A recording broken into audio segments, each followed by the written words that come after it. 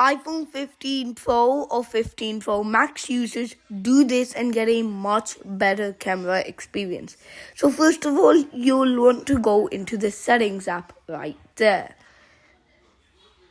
Next, we're going to scroll down, all the way to camera, formats, and then make sure Pro RAW and resolution control is on. Then select Pro Default, and then make sure that it's set to Pro RAW Max. And if you have a Vision Pro, then first of all, you're bankrupt. Second of all, turn this on so that you can capture spatial video on your iPhone 15. And then also turn on Apple ProRes while you're there. This is going to make it look more cinematic. Log will make it look the most cinematic, but will take away a lot of color. So I recommend keeping it on HDR. And now to test the results. Okay, here's a regular picture.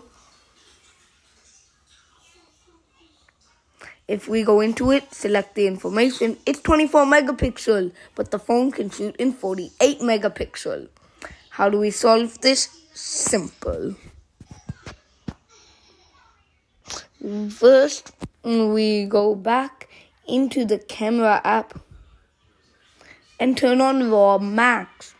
You can also hold it down to change which format. Heat Max will keep it like really good quality, low file size. RAW 12 is low file size. RAW Max is high quality, big file size.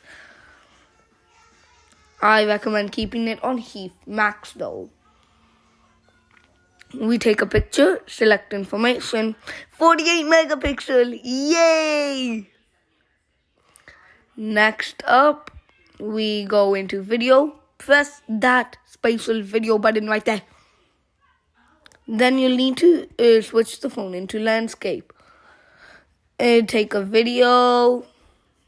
You won't be able to see the results on your iPhone, but once you send it to your Vision Pro, you definitely will be able to.